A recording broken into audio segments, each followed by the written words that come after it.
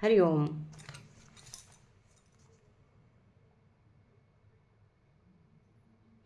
गीता में भगवान श्री कृष्ण कहते हैं कि क्रोध और लालच सर्वनाश का कारण है, नरक का द्वार है। जिस भी मनुष्य में ये अवगुण रहता है, किसी भी चीज़ में हद से ज़्यादा वासना करना और क्रोधी स्वभाव होना और मन लालच होना, उसके जीवन में सुख को समाप्त कर देता है, उसके सारे रिश्ते में जहर भर देते हैं। इन्हें नरक का द्वार इसलिए कहा गया है क्योंकि जिस इंसान में अत्यधिक क्रोध है, लालच है, वासना है, उसका पूरा जीवन जहर से भर जाता है। उसको मरने के बाद नहीं, जीते ही यहीं पर नरक का दर्शन होता है। इसलिए बहुत ज़्यादा क्रोध, बहुत ज़्यादा लालच, बहुत ज़्यादा वासना में नहीं फंसना चाहिए। भगवान कृष्ण कहते हैं कि वैसे तो कोई छोटा बड़ा है ही नहीं, सब एक परम ब्रह्म आत्मा के अलग अलग रूप हैं और नाम है। श्री कृष्ण ने गीता में 10वें अध्याय में बताया है कि विभूति योग में बताया है कि जितने भी जगत में देवी देवता हैं वो सब मेरी ही विभूतियाँ हैं। मैं ही शिव हूँ, मैं ही इंद्र हूँ, मैं ही यक्ष हूँ, मैं ही कुबेर भी हूँ, मैं ही अग्निदेव हूँ, देवताओं के गुरु बृहस्पति भी हूँ, समुद्र भी मैं ही हूँ, अक्षरों में ओम भी मैं हूँ, काल का महाकाल भी मैं हूँ, सारे जगत का नाश, उत्पत्ति और पालन करने वाला मैं ही हूँ। श्री कृष्ण ने अर्जुन से कहा कि मेरी विभूतियों का कोई अंत नहीं है, इसलिए सब नाम, सब देवता मेरे ही रूप हैं।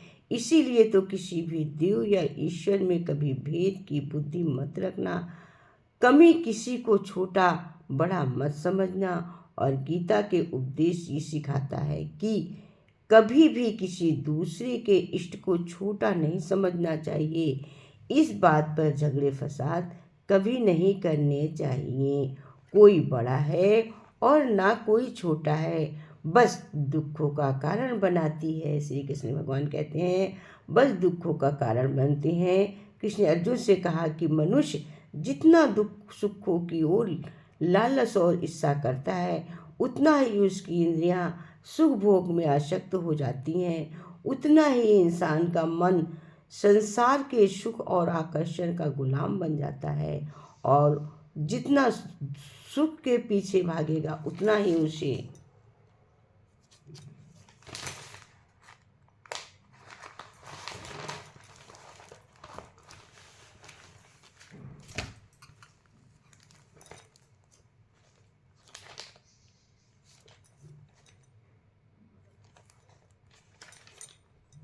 दुख के अनुभव से गुजरना पड़ेगा, क्योंकि ये संसार का नियम ही है। जो चीज़ें शुरू में मन को बहुत आकर्षित करती हैं वो बाद में बहुत दुख देती हैं, और जो चीज़ें शुरू में मुश्किल लगती हैं, कठिन लगती हैं, बाद में हमें बहुत काम आती हैं। भगवान का अपना ही सहारा मान लेना चाहिए।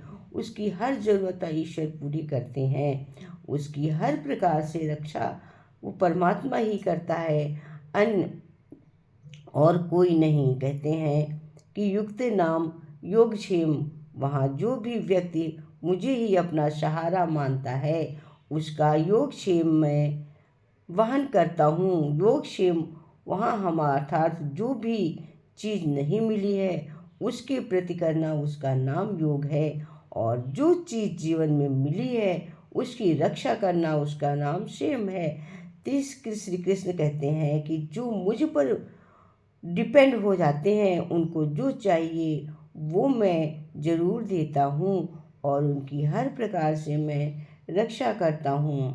कहते हैं कि सुना ही होगा कि तुम्हारा क्या गया, जो तुम रोते हो तुम क्या लाए थे, जो तुमने खो दिया तुमने क्या पैदा किया, जो नष्ट हो गया तुम्हें जो मिला है यहीं से मिला है। ये यहाँ दिया तुम्हारा कल किसी और का होगा, क्योंकि परिवर्तनशील संसार का नियम है। कल तक जिसके बिना आप जी नहीं सकते थे, आज उसमें कोई रिश्ता भी नहीं है, बातचीत तक नहीं कह पा रहे हो। वो सब जीवन भर सारे रिश्ते, वो सारे मित्र जो साथ जीने मरने की कस्में खाते थे, आज पता भी नहीं कि वो कहाँ चले गए हैं। ये संसार परिवर्तनशील है, सब लोग यहाँ बदल जाते हैं, रिश्ता बदल जाता है, और ये हमारा शरीर भी हर जीवन बदल रहा है। बचपन से जवानी, जवानी से बुढ़ापा, और एक दिन ये शरीर हमारा साथ छोड़ देता है, तो किसके लिए रोना और किसकी चिंता करना। हम सारी जिंदगी चीज़ों के, रिश्तों के, ज़िंदगी को बनाने में, सजाने संवारने में लगे रहते हैं, लेकिन एक दिन सब कुछ बिखर जाता है।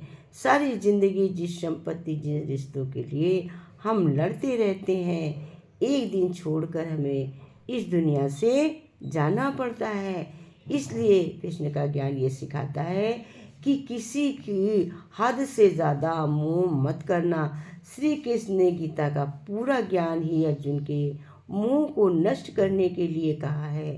मोह ही है जो इंसान को सबसे ज़्यादा रुलाता है। मोह इतना बलवान है कि शेर जैसे इंसान को भी गीदड़ बना देता है। जो अर्जुन युद्ध में देवताओं से भी जीत गया, पर अपने रिश्तेदारों को युद्ध में देखकर उसका हाथ कांपने लगा। वो बोला, हे केशव, मेरे हाथ में धनुष पकड़ने की ताकत नहीं है कि किसकी पीड़ा ना सह पाने के कारण कई लोग अपनी ज़िंदगी खत्म कर देते हैं, आत्महत्या तक कर लेते हैं कि उस व्यक्ति के बिना हम जी नहीं पाएंगे। जीवन में किसी से भी हद से ज़्यादा सा मोह करेंगे तो जीवन भर पीड़ा का सामना करना पड़ेगा। जो व्यक्ति भी हद से ज़्यादा मोह करेंगे तो जीवन भर सामना करना पड़ता है पीड़ा का। व्यक्ति अपने मोह से बाहर नहीं आता है, उसका सब कुछ उसमें छीन जाता है, उसकी सारी खुशी खत्म हो जाती है। इसलिए गीता का ज्ञान बार बार यही सिखाता है कि अपने मोह को त्याग करो। हमारा मोह हमें हमेशा झूठ पर ही विश्वास दिलाता है और दिल में झूठी उम्मीदें जगाता है, और ये ही हमारे दुखों का सबसे बड़ा कारण है। हम ही मोह कर लेते हैं, हम ही लोगों से उम्मीद रख लेकर बैठ जाते हैं, पर वास्तविकता बिल्कुल अलग होती है। लोग वैसे ही होते हैं जैसे हम मान लेते हैं, जैसा हम समझ लेते हैं, क्योंकि मोह के कारण हमें सच्चाई नहीं दिखती है। लोगों का असली चेहरा नहीं देख पाते, लोगों का असली चेहरा नहीं दिख पाता है। इसीलिए गीता का उपदेश हमें ये सिखाता है कि जीवन में अगर आनंद और प्रसन्नता से रहना है तो किसी में भी हद से ज़्यादा मोह मत रखो।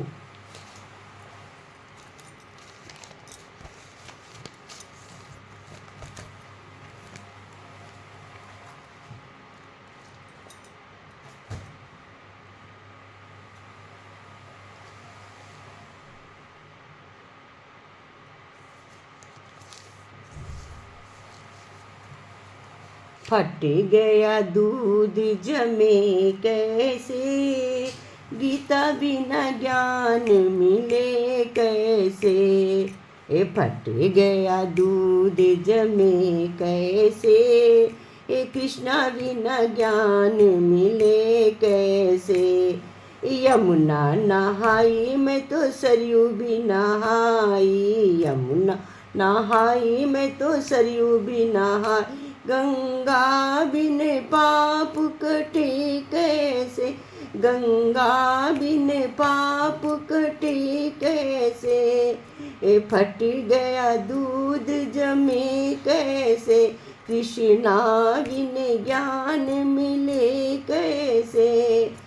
फट गया दूध जमे कैसे, कृष्णा बिन ज्ञान मिले कैसे। शरबत पिया मैंने, लस्सी भी पी ली, शरबत पिया मैंने लस्सी भी पी, पानी बिन प्यास बुझी कैसे। शरबत पिया मैंने लस्सी भी पी ली, पानी बिन प्यास बुझी कैसे। गीता बिन ज्ञान मिले कैसे, कृष्णा बिन ज्ञान मिले कैसे। वृंदावन भी गई गोवर्धन भी आई, वृंदावन भी गई गोवर्धन भी आई। खाटू वाला श्याम मिले कैसे, आहा खाटू वाला श्याम मिले कैसे। फट गया दूध जमे कैसे, गया दूध जमे कैसे। हमें गीता बिना ज्ञान मिले कैसे, हाँ कृष्णा बिना ज्ञान मिले कैसे। फट गया दूध जमे कैसे, गया दूध जमे कैसे। ओ गीता बिना ज्ञान मिले कैसे, ओ कृष्णा बिन ज्ञान मिले कैसे। बेटा ब्याह लिया बहू भी आई, बेटा ब्याह गया बहू भी आई। बेटी बिन दान लगे कैसे, बेटी बिन दान लगे कैसे। फट गया दूध जमे कैसे, फट गया दूध जमे कैसे। ओ गीता बिन ज्ञान मिले कैसे, गीता बिन ज्ञान मिले कैसे। फट गया दूध जमे कैसे, हमें कृष्णा बिन ज्ञान मिले रे कैसे, हमें कृष्णा बिन ज्ञान मिले कैसे। ओ फट गया दूध जमे कैसे, कृष्णा बिन ज्ञान मिले। हरि ओम तत्सत। जय श्री कृष्णा।